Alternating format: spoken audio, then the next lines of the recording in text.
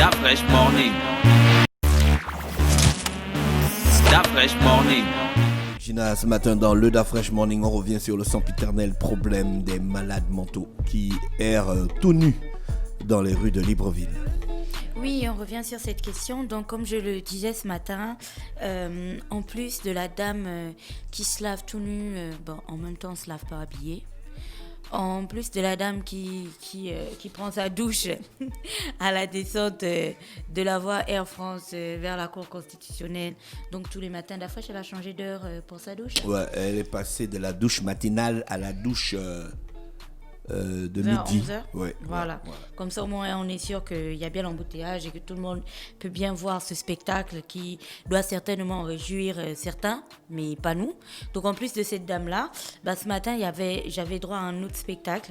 C'était cette fois-ci un monsieur, en fait, qui marchait le long de la voie Église Saint-Pierre, caserne de la GR et tout ça. Il marchait tout nu, en fait, façon démarche militaire et tout ça pour le défilé. Et c'était vraiment choquant. Voilà, c'était pas très intéressant du tout. Il était 6h55 à peu près. C'est vraiment le genre de spectacle dont on se passerait bien, en fait, le matin.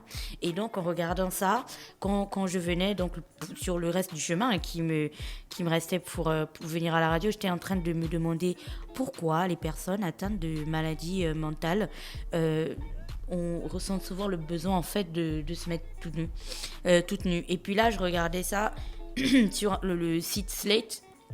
Le site slate.fr, donc Slate France, qui avait fait un article là-dessus sur les maladies mentales et sur pourquoi les personnes psychotiques ou les personnes qui ont des maladies mentales ou des personnes qui sont vraiment dans une période pas très intéressante dans leur vie décident souvent de se mettre tout nu.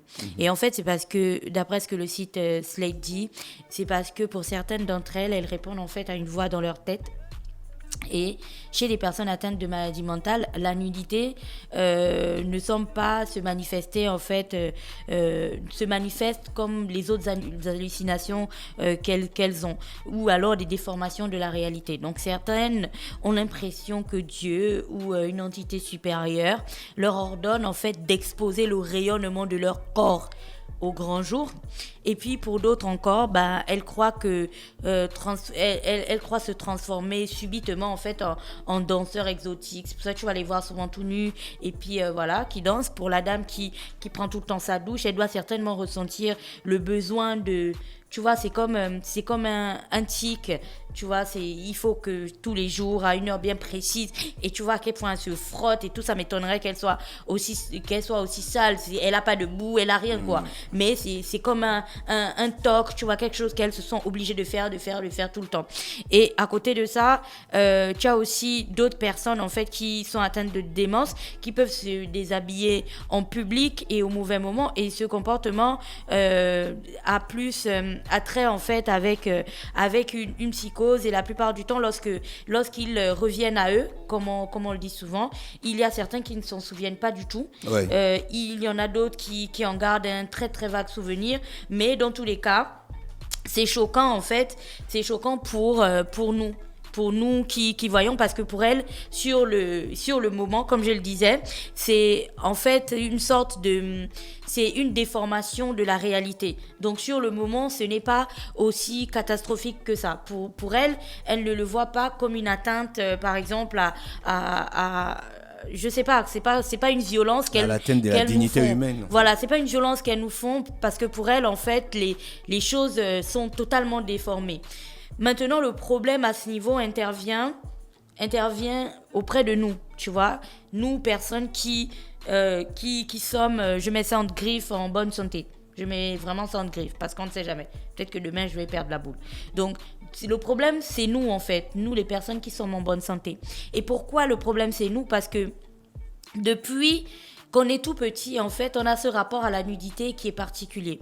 Je ne sais pas si tu te souviens, À quel âge tu as commencé à cacher tes parties et à refuser qu'on te voit tout nu? Pourtant, il n'y avait rien Dès que je suis sorti du ventre de Pourtant, il ma n'y mère. avait rien à... Bon, je ne vais pas te demander à toi, c'est bon.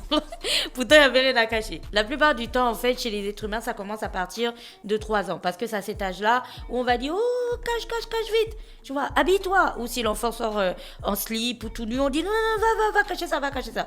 Tu vois, et donc, à ce niveau, on commence à enseigner, en fait, ou à faire intégrer chez l'enfant la notion de pudeur. C'est-à-dire, s'il y a des gens, tu peux pas venir, en fait, exposer tes parties. Il y a des parties qu'on va commencer à expliquer à un enfant qui peut pas montrer. Chez les garçons, quand ils sont tout petits, on leur dit cache ton zizi, tu vois. Et chez les petites filles, on va leur dire de cacher le zizi et de cacher les seins. Pourtant, elles n'ont rien encore. C'est que des petits boutons, tu vois, comme des petites morsures et tout d'araignée. Il y a rien. Mais, tu vois, ça va être un petit... On va leur enseigner déjà qu'il y a des choses qu'il faut cacher quand on grandit. Et donc, c'est tout ça qui va constituer ensuite, au fur et à mesure que les enfants vont grandir, ça va se transformer en pudeur genre normale, ça va se transformer en gêne, où on n'aura pas très envie en fait de se mettre nu ou de se mettre nu devant des gens ou de voir d'autres personnes nues, sauf les contextes particuliers. Je tiens à le préciser. Maintenant, c'est à quel niveau que c'est choquant pour nous? Parce que oui, ça aussi je le sais. Dans certaines sociétés, la nudité en fait n'est pas quelque chose de voilà, c'est pas quelque chose de grave. Il y a des plages d'ailleurs de nudistes et tout, des endroits où les gens, pour affirmer en fait leur liberté et tout, ils décident de se balader les coucougnettes à l'air. Ça aussi, ça peut exister. Sauf que ces sociétés-là en fait ne sont pas les nôtres. Chez nous, on est vraiment dans une notion de respect scrupuleux de la pudeur et dans une notion de respect en fait ou de zéro tolérance vis-à-vis de la nudité, parce que la pudeur, tu vois, c'est ce sentiment normal en fait qui nous fait penser que telle action ne peut pas se dérouler dans tel environnement. Enfin, aucun de nous ne vient au travail en maillot de bain le matin. Tu mets pas ton maillot de bain, tu montes dans ta voiture, tu vas au travail et puis tu vas t'asseoir à ton bureau. Ça n'existe pas, tu vois. Mais personne ne t'a enseigné ça. Tu n'as pas reçu une Bible qui t'a dit que tu ne peux pas aller au maillot de bain au travail. Mais tu sais que ça va être choquant pour tes collègues de te voir en fait dans cet état. Et donc la pudeur est vraiment liée d'abord, premièrement, au respect de soi, de son intimité. Et aussi, c'est aussi une question en fait du rapport à l'autre, tu vois. Et pourquoi est-ce que j'avais envie de parler de la pudeur aujourd'hui? Parce que on ne s'en rend pas compte, en fait, mais tu sais, les petites actions ont des conséquences, en fait, sur le psychique des gens. Et c'est tellement insidieux, ces trucs, qu'on ne s'en rend pas compte. Petit à petit, en fait, tu emmagasines des choses. Tu vois, c'est comme les morts.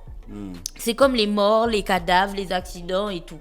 Avant, dès qu'il y avait un accident, il y avait du sang. Il y avait même des gens qui s'évanouissaient à la vue du sang. Aujourd'hui, quand on voit le sang, on est tous comme des vautours maintenant. Il n'y a qu'à voir, dès qu'il y a un accident de la circulation, des gens ont tellement de sang-froid pour prendre des photos, des trucs. C'est cette société de voyeurs en fait qui s'est développée et qui a surtout aussi développé d'un autre côté d'autres systèmes de valeurs. Pour eux, pour cette société, le plus important, c'est d'avoir la photo qui tue, d'avoir le buzz qui tue. À ce moment précis, on n'a plus ni respect pour les morts, ni peur du sang, ni rien du tout en fait. C'est vraiment genre, on est à l'affût du sensationnel. Et j'ai envie que vous preniez cet état des faits qui est vérifiable, tout le monde le sait, et que vous essayiez un petit peu de coller ça à la question de la nudité aujourd'hui. Alors, si moi, c'est choquant, je n'ose même pas un peu imaginer ce que ça représente pour une enfant qui aurait 10 ans, 12 ans, 13 ans ou même 15 ans. Ou même un enfant qui aurait 8 ans, qui partirait à l'école le matin et qui tomberait sur un monsieur qui ressemble à son père, qui a la morphologie de son père, qui est tout nu et qui est dans une activité mais vraiment bizarre. C'est que peut-être sur le coup, tu sais, on a toujours des choses où on dit ouais, mais tu sais, les noirs, nous on n'est pas choqués par ce genre de choses. Souvenez-vous, c'est insidieux, hein, c'est tout petit, ça rentre un petit peu dans la tête. Et on va voir ensuite des comportements déviants que notre société va connaître plus tard, qui seront vraiment, qu'on aura du mal, premièrement, dont on aura du mal à identifier l'origine, mais deuxièmement, qu'on aura du mal à du genre éradiquer. Tu vois, ça va être très compliqué à éradiquer parce qu'on est en train de travailler sur la mentalité de notre génération. Aujourd'hui, la notion de pudeur, la notion de respect de l'autre et tout. Tu sais, quand on était tout petit, tu regardes la télé avec tes parents, 2 personnes s'embrassent, tu te lèves, tu t'en vas, quoi. Aujourd'hui, c'est fort. Tu vois, Tu commentes même la scène. c'est fort. Donc, le fait de voir des personnes nues ensuite dans la rue et tout, ça n'arrange pas les choses. C'est-à-dire que le rapport que l'on a désormais avec la nudité va totalement changer. Et pour avoir une société vraiment portée sur le sexe, c'est pas moi qui le dis, on a eu plein d'invités ici là qui en ont parlé, tu comprends qu'on n'est pas en train de résoudre le problème. Alors ma question va s'adresser aux équipes du ministère de la Santé et aux équipes du ministère de l'Éducation, de l'instruction civique. Et encore ça, non? Parce que l'instruction civique, vous êtes les garants, en fait, des valeurs de la société, de la morale. Vous devez travailler au quotidien pour faire en sorte que cette société, quand bien même elle subisse des soubresauts et des trucs qui viennent de gauche à droite, mais garde quand même des valeurs, en fait, qui font d'elle une société respectable et respectée. Et donc, j'ai envie de vous demander, quand vous passez au quotidien devant ces personnes-là, est-ce que vous avez le sentiment de bien faire votre travail? Après, l'autre question, c'est une question adressée aux équipes du ministère de la Santé. Lorsqu'il y a quelques mois, vous aviez annoncé que les rues de Libreville devaient être libérées des personnes atteintes de maladies mentales et tout, parce que c'était pas acceptable et tout ça, parce que le respect de la dignité humaine et tous les trucs que vous aviez dit là, que nous on avait défendu ici, moi en premier, parce que je trouvais ça vraiment, vraiment très bien. À ce moment précis, on se moquait de qui? C'était tout pour aujourd'hui. Il te manque encore 5 secondes. Non, c'est tout. Il n'y a plus rien à ajouter. D'accord, merci Gina avec nous ce matin sur les 104.5 Urban FM, la station urbaine dans Luda Fresh Morning, le réveil matinal au plus haut de la capitale sur la radio, la plus haute de la capitale. Restez connectés, on fait un tour en publicité. Stop Fresh Morning.